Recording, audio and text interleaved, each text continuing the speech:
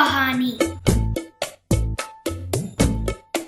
नमस्कार बच्चों, कैसे हैं आप?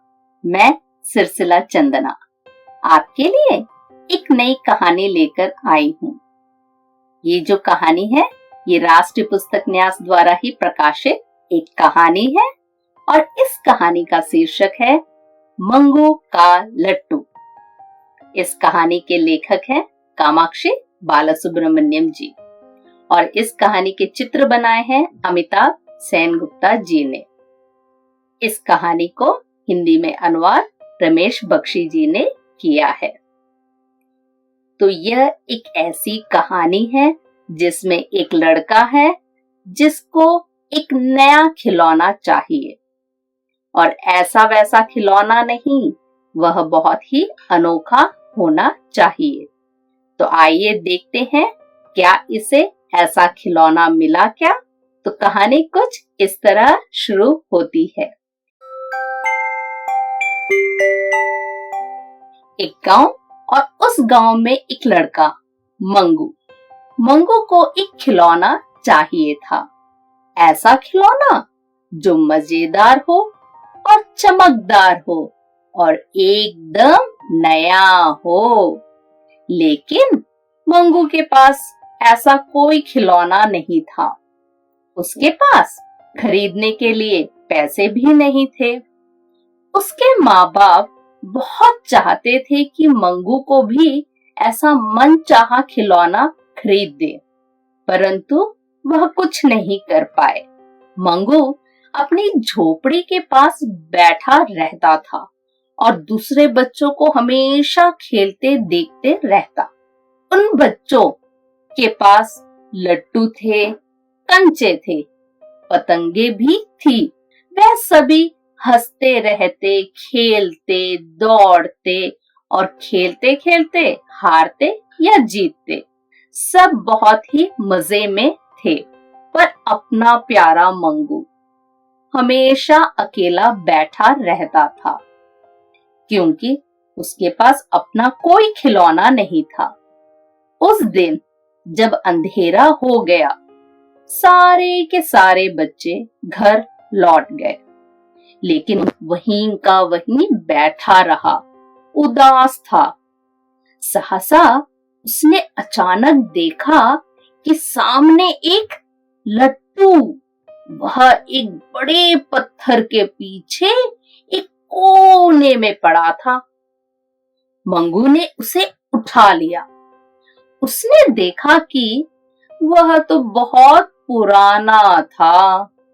उस पर दाग बने हुए थे और बदरंगा भी था, लेकिन था तो वह लट्टू। मंगू उसे उठाकर घर ले गया। उसने उस पर एक लंबा और बड़ा सा धागा कसकर लपेटा और जमीन पर जोर से फेंका और मंगू का लट्टू घूमने लगा। उसे देखकर मंगू पहले तो बहुत खुश हुआ, लेकिन यह क्या, मंगू को तो वह थोड़ी देर बाद उदास सा लगा। दाग भरा और सारे रंग उड़े हुए थे उस लट्टू के। मंगू को ऐसा लगा कि लट्टू थक गया है। वह शायद थोड़ा बीमार सा भी लग रहा था। उसने उसे उठाया और ध्यान से देखा। फिर उसने सोचा कि क्यों ना मैं इसे ठीक कर दूं। और इसे सोचते हुए उसने देखा कि पास में ही एक कपड़े का चितड़ा पड़ा हुआ है। उसे उठाया और उस कपड़े के चितड़े से लट्टू को साफ किया। फिर उसने पास में पड़े हुए एक ईंट के टुकड़े को उठाकर उस पर घिसना शुरू किया। घिसकर उसे चिकनाया। उसके ऊपर बने दाग धब्बे कुछ कम हो गए।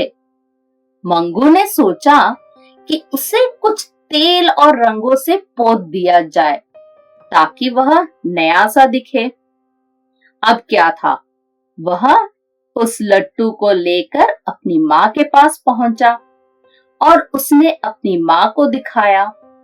उसकी माँ ने मंगू को 1 चम्मच तेल दे दिया और फिर वह अपने पिता के पास गया। साथ ही उसके पिता ने अपने दोस्त से मांगकर थोड़ा सा बचा हुआ रंग भी मंगू को दे दिया। सुबह होते ही मंगू ने अपना काम शुरू कर दिया। सबसे पहले लट्टू को उठाया और उस पर तेल लगाना शुरू कर दिया और इस तरह लट्टू थोड़ा चमकने लगा। और फिर क्या, बाद में रंग लगाने के कारण वह दमक उठा। अब रंग का सूखना तो बाकी था, तो मंगू ने क्या किया, सूखने के लिए लट्टू को धूप में पड़ा रखा। उसे सारा दिन और सारी रात सुखाया गया। फिर रात को मंगू ने लट्टू को सपने में देखा। सवेरे जब वह जागा तो उसने देखा कि लट्टू उसके पास ही है। वह तो सो रहा था, तो वह लट्टू लुढ़क कर उसके पास आ गया था। मंगू ने उसकी तरफ प्यार से देखा। कितना सुंदर लग रहा था, कितने सुंदर उसके रंग थे। लेकिन यह क्या, ऊपर से तो उसमें एक छेद था, केवल ऊपर ही ऊपर। क्या पता, शायद फिर कभी वह घूमे ना घूमे। यह सोचता हुआ मंगू उदास हो गया। फिर अचानक उसे याद आया कि लट्टू कैसे घुमा था।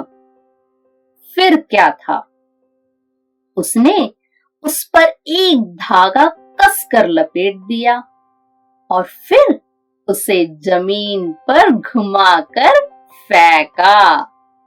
अब लट्टू सूरज की रोशनी में रंगों की छटा बिखेरता हुआ घूमने लगा। और मजे की बात तो यह थी कि जब उस छेद में से हवा गुजरती हुई निकलती तो उसमें सीटी सी आवाज निकलती। अब मंगू के पास अपना खिलौना था। और जानते हो बच्चों, वह कैसा था? हाँ, बहुत ही सुंदर, गोल गोल नाचने वाला सुंदर लट्टू जो सीटी भी बजाता था। तो देखा बच्चों, मंगू का जो खिलौना था वह बहुत ही अनोखा था।